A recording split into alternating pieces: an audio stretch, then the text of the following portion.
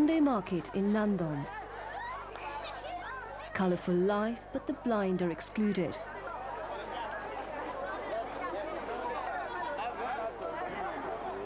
Blindness is often a result of poverty and ignorance. The Red Cross is fighting to stamp it out, as good eyesight is so important for the everyday lives of these people. Just like everywhere else in Africa, it's the women who keep things going in the far north of Ghana.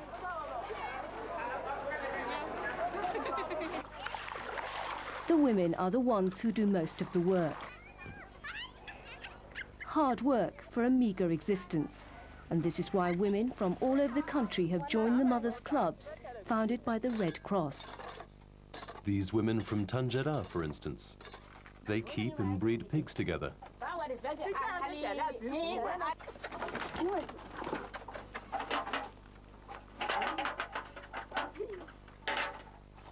Every tree here must be forced out of the ground. But trees aren't only important for shade. They're also a source of food and wood for everyday use.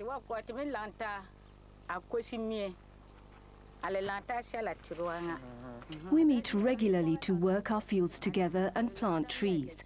And then we also have the pigs. This helps us and the whole village.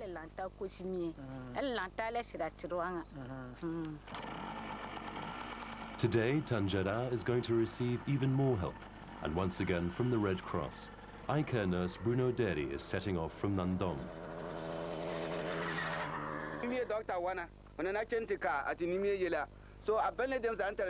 The village school teacher from Tanjara also works for the Ghana Red Cross. He's organized today's eye screening.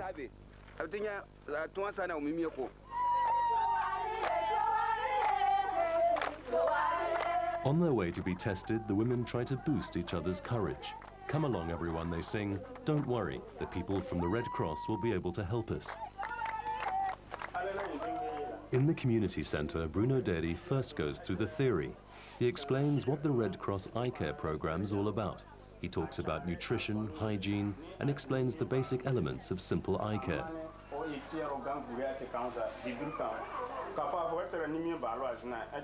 While some people wait patiently to have their eyes examined, the young men of the village are already testing their eyesight.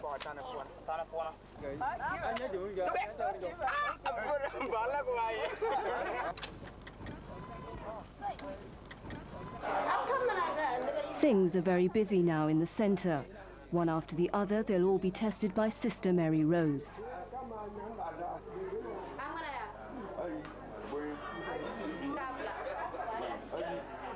No matter how hard she tries, the man just can't see anything. The eye care nurse tests them in a darkened room. Glasses would help. They would cost about $10, but at the moment the farmer can't afford them.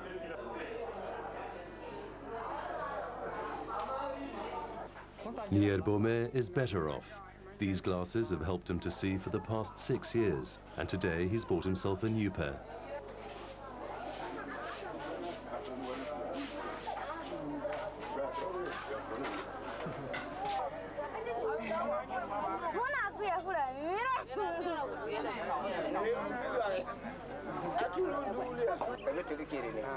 This family's youngest child is blind. The hospital might be able to help the girl, but her father is skeptical.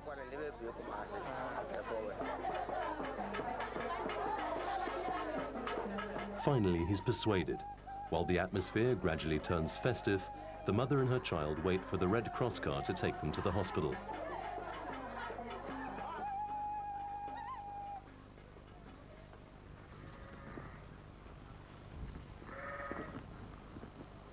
Here is where 58-year-old Nubara lives. She's been blind for some time. She can no longer work and is totally dependent on her family. That's why she's been brought for screening this morning. The eye care nurse's diagnosis is cataract. A simple operation in the Nondom Eye Clinic can help her.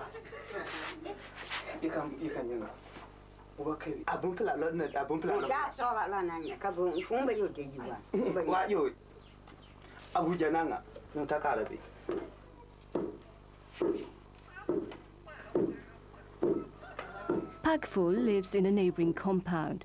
She's also lost her sight through cataract and is to be operated on in the hospital.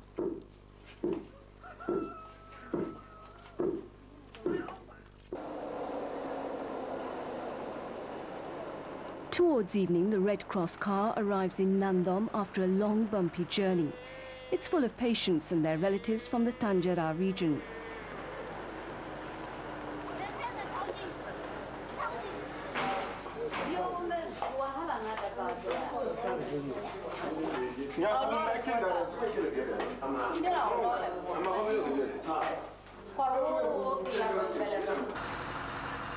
In Nandom Hospital, there is more evidence of the work done by the mothers' clubs. Along with the eye care program, the Ghana Red Cross Society has set up a day nursery. Here, the 4 to 6-year-olds receive a nutritious meal every day.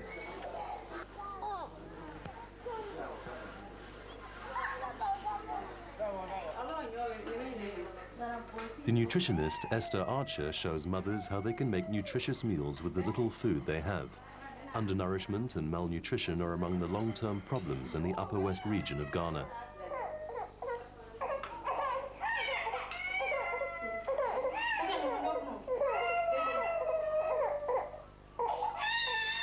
We don't have enough food, and for that matter, we don't have food contained vitamin A, because we believe that this vitamin A contains more in green leafy vegetables. But here, because we have only one season, we have the one rainy season rather, so we get the green leafy vegetables only during the rainy season. So after the rainy season, we have to store, but we have to store the vegetables to carry us on till the next rainy season. So we always dry the vegetables, and for that matter, we get rid of we lose the vitamin A. Every child brought to hospital gets a dose of vitamin A that covers its requirements for 6 months, because the vitamin A deficiency can have serious consequences, especially among children, and can damage eyesight or even cause blindness.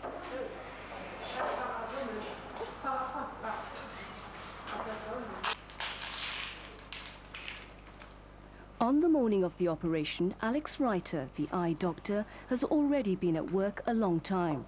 He uses the tools himself to make the highly specialized equipment he needs to carry out the operation. The toolbox was developed by a Dutch medical team especially for work in deprived areas.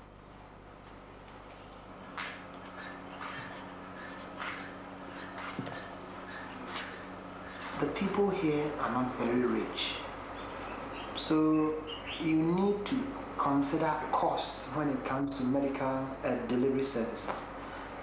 And then virtually no complications so far. We haven't had any complications with them, so we are pleased with what we are doing. There's also some form of, it breaks the monotony. You are able to work with your own hands, and you are proud of being able to make C-switches, mend your own instruments, and not keep them and say, we don't have instruments anymore. In the meantime, Nubara and Pakful have been prepared for their cataract operation. Alex Wryter examines the little girl again. It's still uncertain whether her eyesight can be saved. The operation has to be postponed for the time being because the little girl's coughing too much.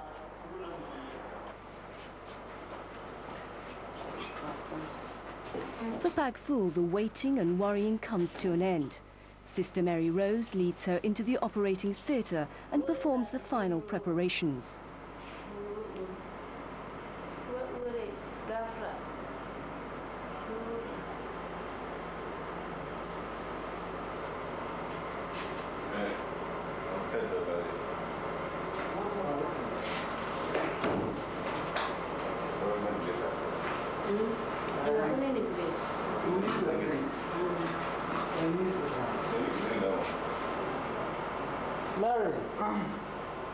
The affected eye is cut open with surgical scissors.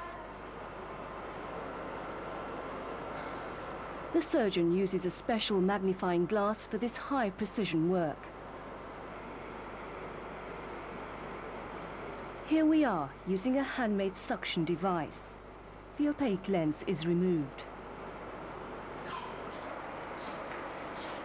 Back in their hospital beds, Pagful and Nurbara wait for the great moment. Their sons are waiting as well. They accompanied their mothers to hospital. But Alex Wryter is off again. He's the only eye doctor in this huge region where around 600,000 people live. Today, he's expected in Wa, the capital of the Upper West region. This is the location of one of the 4 Red Cross clinics run by specially trained eye care nurses.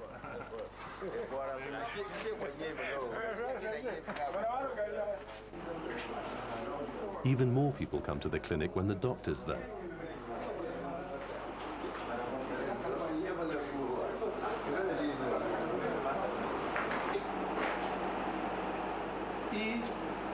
Throughout the morning, patients are led one after the other into the consulting room.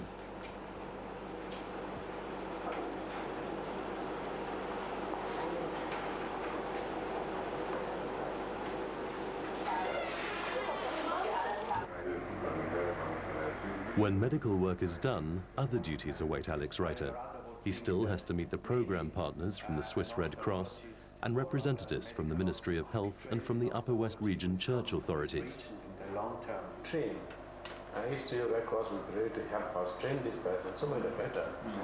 Not necessarily recruiting, but also training somebody for us. These are, of course, the basic... After that, the doctor presents the committee the latest success of the Red Cross eye care program. Using simple equipment, the optician makes glasses that can be sold to the eye care clinics at a very low price.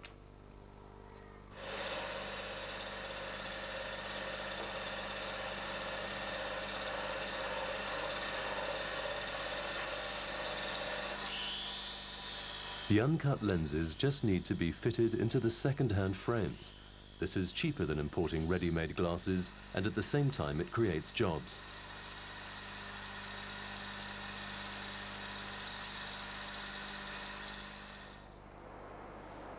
Two days after the operation in Nandom, it's time to check the results.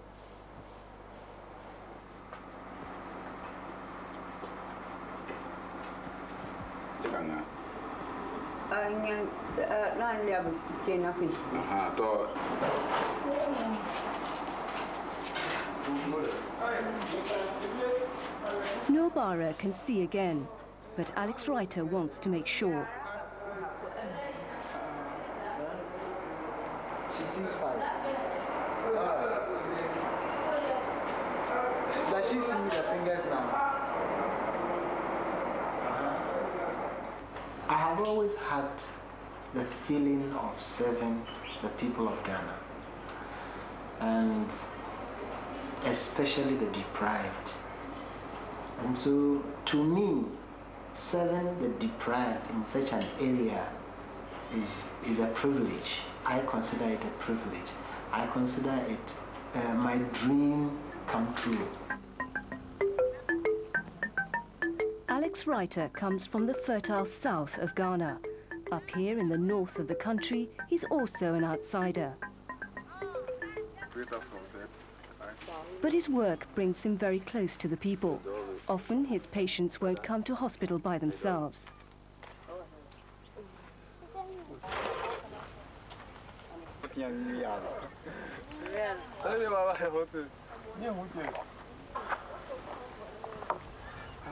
The eye care team often comes across situations such as the one in this large family.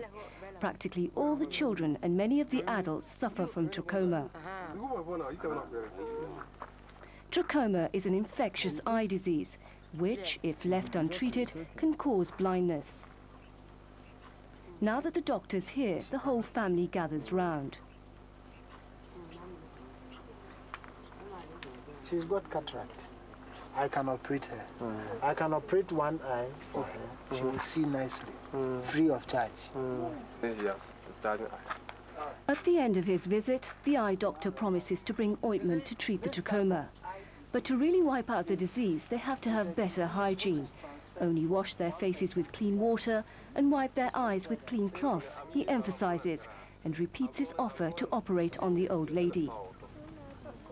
But he knows that the woman is unlikely to come to the hospital in Nandong. They have their own feelings about hospital. The other problems that I face with these people is, as I said, poverty is one. The other thing is the culture of the people. You see, up here it is believed in some areas that you need to consult somebody before somebody touches you for any medical intervention. So you might suggest to somebody that you want to operate, but then the person will say, okay, you hold on, I'm coming. And when he goes home for those consultations, the person is told not to come to the hospital, so the person doesn't come to hospital.